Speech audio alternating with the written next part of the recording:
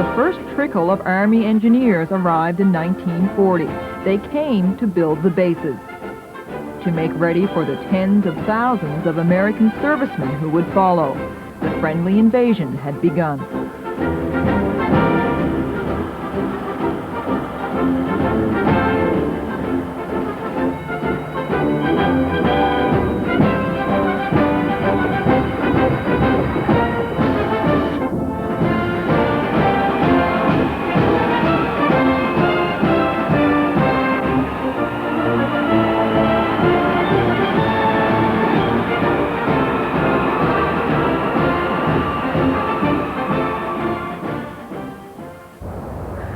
It's hard to find a Newfoundlander over 60 who doesn't have some memory of the Americans who served here during the Second World War.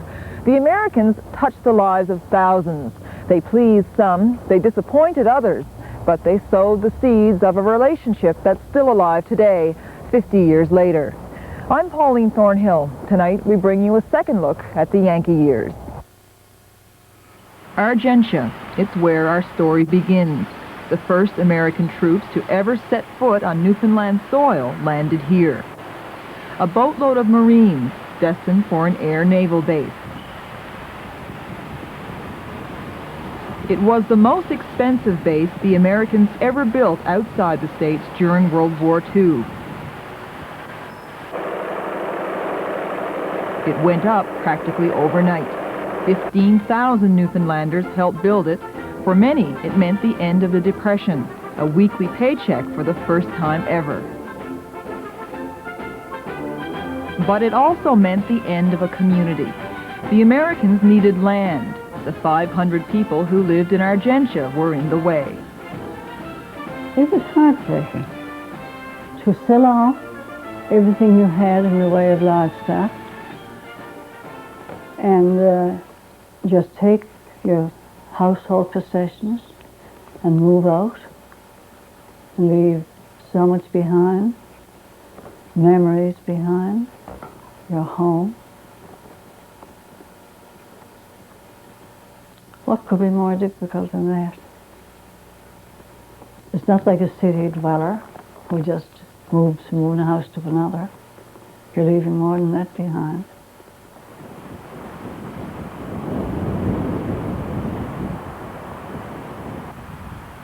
Even the dead had to go. Eileen Houlihan's father now lies in this graveyard in nearby Freshwater, as do the remains of everyone else who used to be buried in Argentia. There were 3 graveyards. The Americans moved them all. The bodies were brought here in the dead of night and reburied in tiers of 3. We all have the saying, let the dead rest, you know, and here are the dead being disturbed. You just accepted now that it had to be done and that it's not his grave really, but he's buried somewhere here in this area. Many of the living also settled in Freshwater. Eileen remembers the move being hardest on her mother.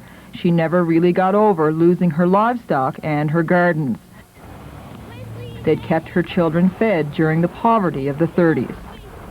The horse that had been her helpmate, we'll say, during those years was the last to go. And I remember to see her crying the day she sold the horse. She felt that all was gone then.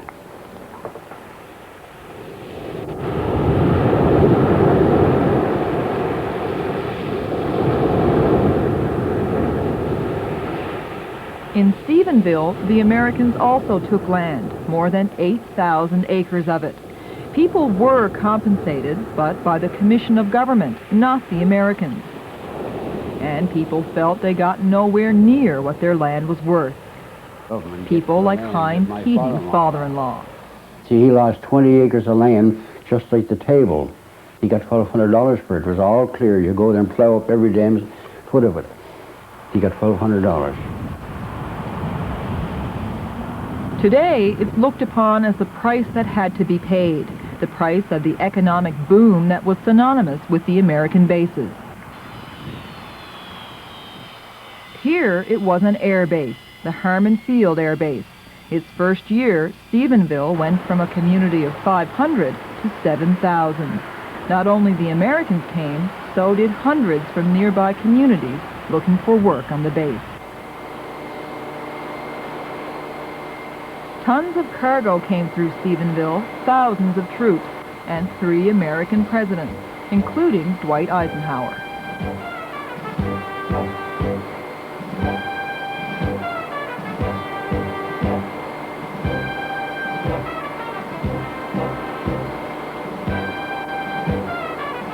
Stephenville may have been the Air Force's choice, but the Army came to St. John's. 977 troops arrived on the Edmund B. Alexander, the biggest ship to have ever passed through the Narrows. It was January 1941.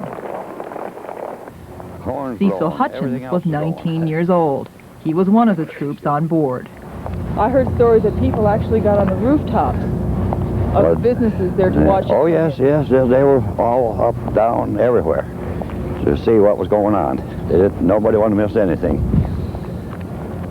We had to build up our steam, wait for high tide, and then when you got to the Narrows there, they had to cut the power and coast in over this pan rock, they call it, because they only had about 2 feet of clearance from the bottom. And of course, it looked awful bad out there in January month, all the snow and ice hanging over the cliffs. Couldn't see no houses, nobody, until we got right inside the harbor. We weren't told where we was going, nothing. We didn't know. When they came in this far north, we sort of thought more like Eskimos and this kind of people. But then when they got here and found out they weren't, they were white people, civilian people. So we enjoyed it very much. They were very friendly with us.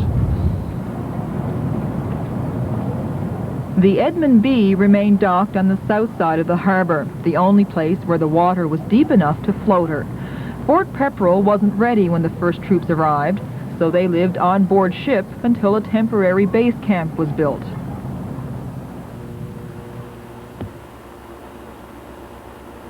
Eva Snow was a young woman when the Americans first came to St. John's. Today, she feels she owes them her life. In 1941, I had been in the hospital 4 times, and I spent Christmas there.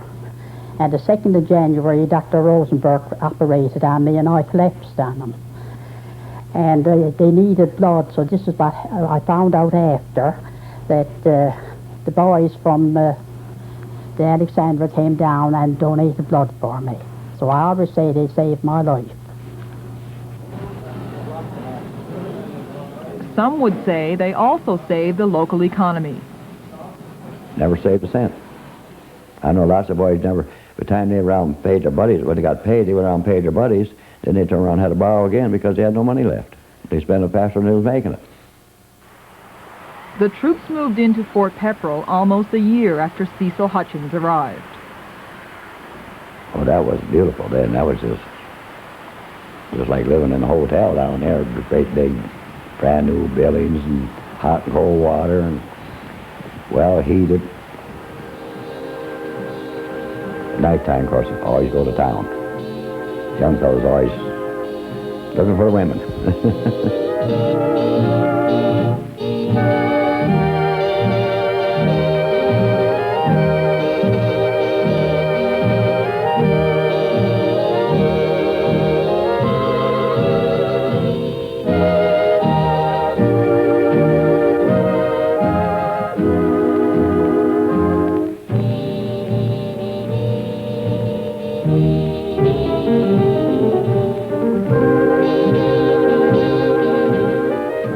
I can remember on the ship, we used to have pickup points where they'd go around with the trucks, the Army trucks, and they'd have special steps made so the girls could get up on the back of the trucks, pick up the young ladies, and bring them over to the ship.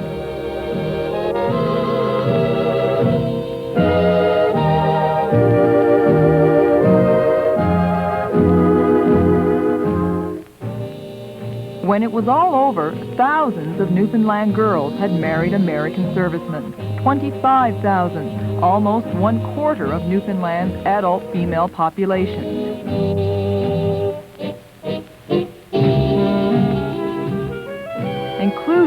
the Snow's only daughter, Loretta, even though she'd never been allowed to date the Americans. No, I'll tell you why, what I found there was too much talk going around. If you were a nice girl, you went out with an American, you weren't supposed to be nice. So this is what was wrong with a lot of us. We didn't want our daughters going out with them. But then when we met different ones and found out how nice they were and that, we were different. And so it was with Donald Kennedy. Loretta brought him to the house, and I met him. And I just spoke to him, and then I asked him where he belonged. He said West Virginia. Of course, we had a bit of fun about that. West Virginia, the hillbilly boys.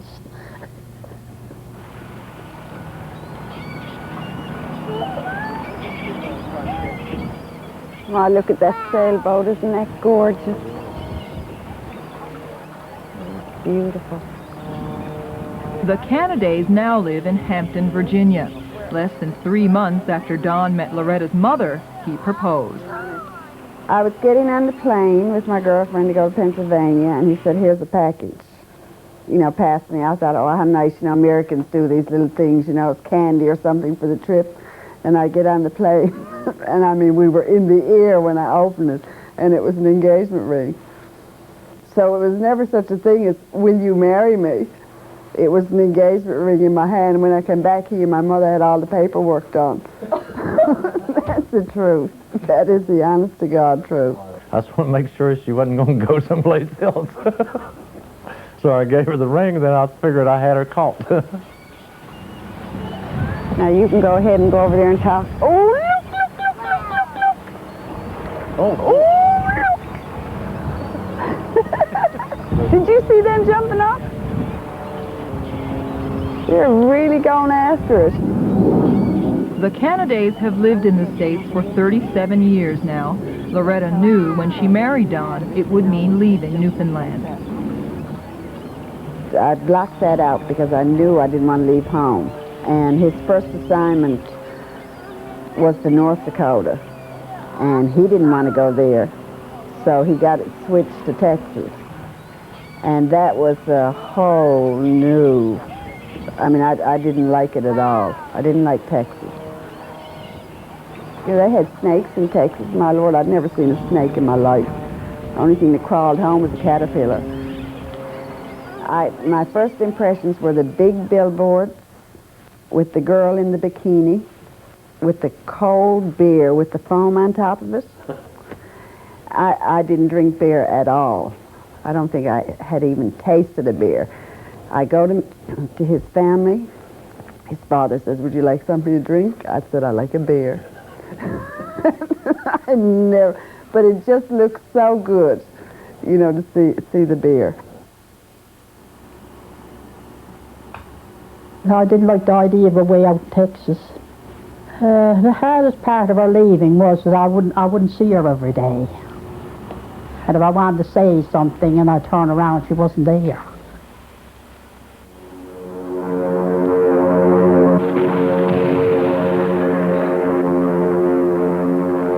The Americans entered the war in December 1941. Air traffic peaked. It was more than the existing Newfoundland bases could handle. So the Americans built 2 more. One was in Gander.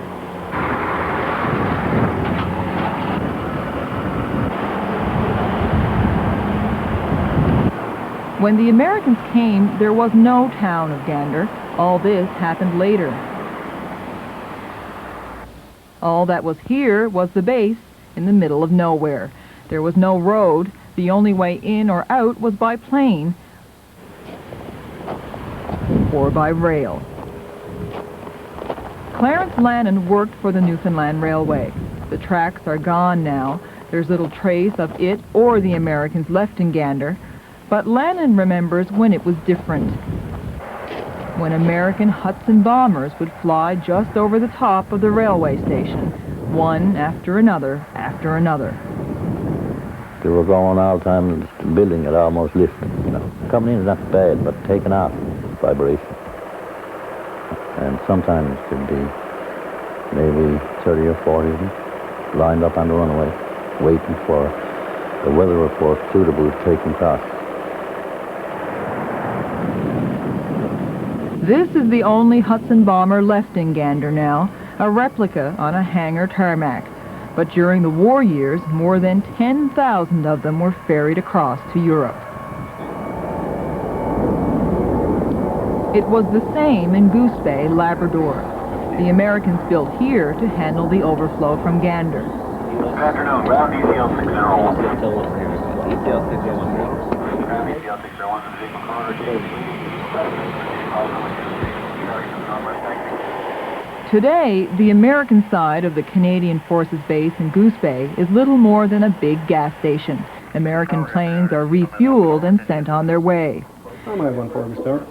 This time it's a cargo plane, a C-141 from New Jersey, a far cry from the American bombers that used to frequent this runway.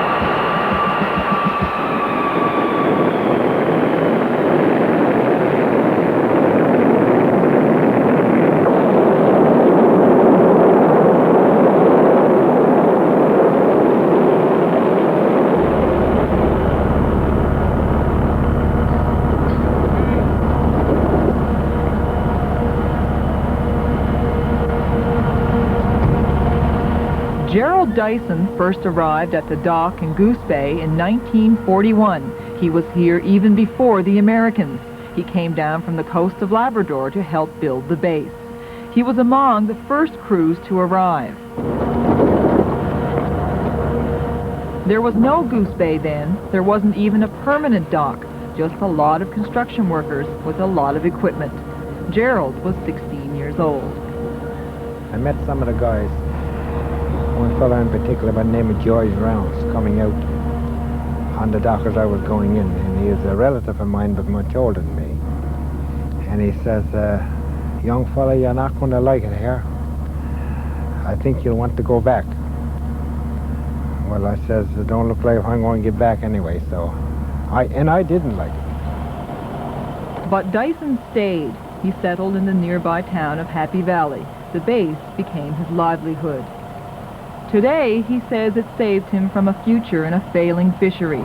Dyson worked for the Americans until they officially closed their base in '76, and he's never drawn a day of unemployment insurance in his life. It's hard to explain to people.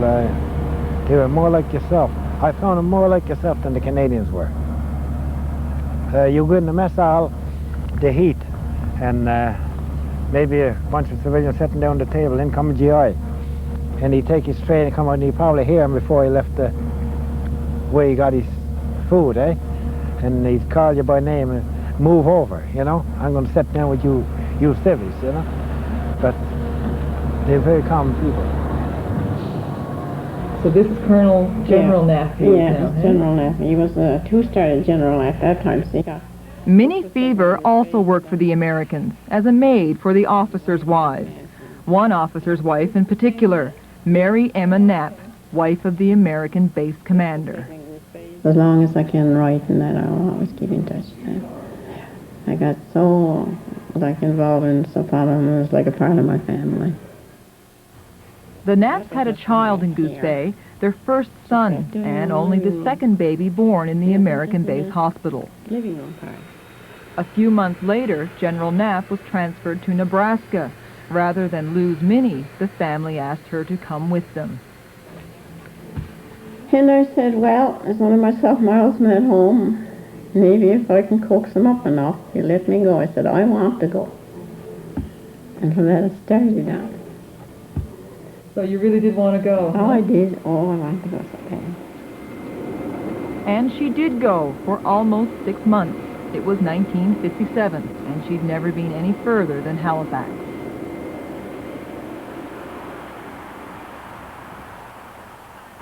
So Nebraska was like something out of a movie.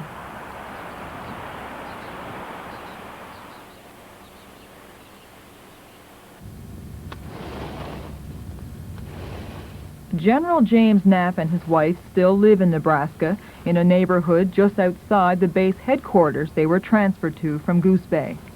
The general's retired now. The son, born in Goose Bay, is 31 years old. There's no more need for a nanny in the Knapp household, but they still remember Minnie and her amazement with life in the States. And I never will forget the first time we took her to a shopping center. It's like a child turned loose in the biggest toy shop he'd ever imagined, just before Christmas, you know, a place full of toys. And she had that same bright-eyed happiness that you see in a child's face when you take them into a room full of toys. Well, we went for a drive. It was a summer evening. In July, late July, and the street lights came on, I suppose, while we were out. And it was something unbelievable to her to just be driving in a residential neighborhood with street lights. She had never seen street lights. And you don't expect a woman of 46, 47 years old never to have seen streetlights. It's something we've all grown up with. The paper and a drink before supper. It's routine now, but in Goose Bay, it was 2 years before the Knapps even saw a newspaper. There just weren't any to be had. We need to go to DeSoto Bend and see. Despite the isolation, the general stayed 4 years, longer than any other American base commander. And he believed his family was happier in those 4 years than in any other. Well, it's an uncluttered life. Nobody bothers you. As I have told people that we had no roads to the outside world, no telephones to the outside world, and the only way we could communicate with the outside world rapidly was with high-frequency radio. And if you didn't like what you heard, you could just tell them that the sunspots are bad today, you'll have to retransmit tomorrow. Learning to live in isolation was one thing. Learning to live in the cold was another. I didn't know that there was a central heating system in the house, and you could go and touch the thermostat and the furnace would come on. But it got so cold in the house that however it was set probably at 50, it came on. And it was just wonderful. It's almost as though, I mean, it was the same thing with Minnie with the lights coming on. The furnace came on. The general's quarters on the base in Nebraska. This is where Minnie stayed during her time here. These are the gardens she strolled through. Minnie stayed in Nebraska for close to 6 months. She went back to Goose Bay when her first grandchild was born. Certainly we hated seeing her go, and there were more tears from everybody, the children, and I felt devastated at first because she had been like one of the family, and it was like sending my mother away, and perhaps I wouldn't see her for many, many years, and you know, I could hardly let her go. Oh my goodness, I should, if I only had the letter here now to show you, the letter I got. I first have to come back. She said, I suppose she said it wouldn't be any good for me to send you the airfare for you to come back again. Now she said, you have a grandchild. And she said, what was our loss? She said, it's somebody else's gain. Today, only traces of the Yankee years remain, hints of the bustle, the boom, and the romance of the time. The American era touched tens of thousands in this province. economically and emotionally. Now it's all but over.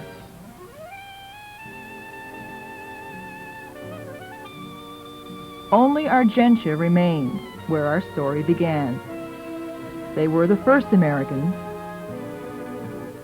They will be the last.